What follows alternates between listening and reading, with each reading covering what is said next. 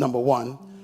Management is the primary goal of mankind. Number two, whatever you fail to manage, you will lose.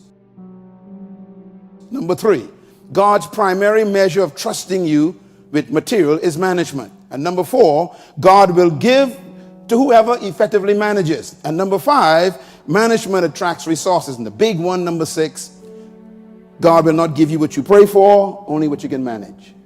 God heard your prayer all last year. I want $1 million. God said, I heard you. I heard you. But you can't manage tithing out $100. Oh God, I need $10 million. God said, $10 million? You can't manage your paycheck yet.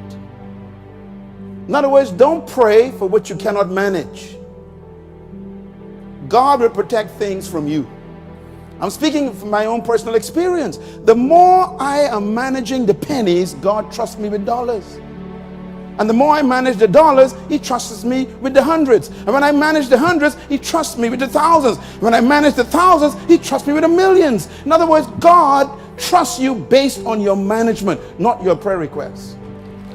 You fast and you pray and you wonder why God's not responding. God's watching some other things. You ask God for a new house and you don't keep the one you're living in clean.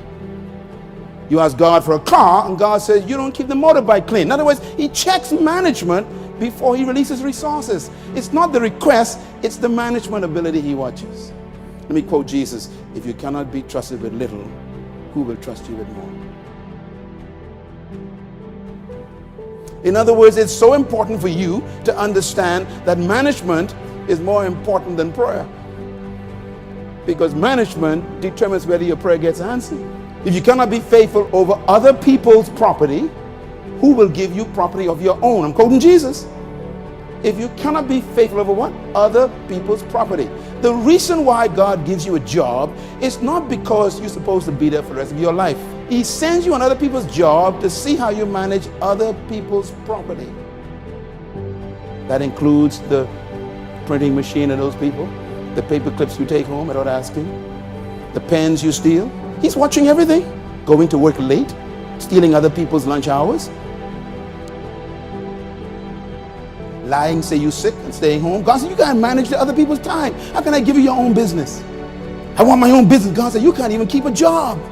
The reason why I gave you other people's property is to watch you to see if you can manage your own first. So once you prove you can manage theirs, then you know I'll trust you with your own, he says. Can you handle other people's money? Lawyers, contractors, don't get quiet on me now. Spending other people's money, bankers, tellers, food store workers, warehouse managers. What are you taking home? God's watching everything. And if you can't manage other people's cans of beans in the warehouse, God will make sure you never own your own company. Management. Can I suggest to you then? Now, let me just say this very quickly. You were born to solve a problem, and you are God's response to a need that he created. In other words, you are the answer to a question God knew they would ask in your generation. Everyone came to earth to manage a problem, to solve a problem for humanity.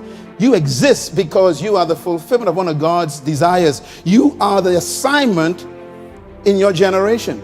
I was born to solve a problem in the world. So were you. I'm not better than you. I'm not a superior. I just found my problem. And my job is to help you find your problem. You were not born just to make a living, pay bills, and die. You were born to actually solve a problem on earth.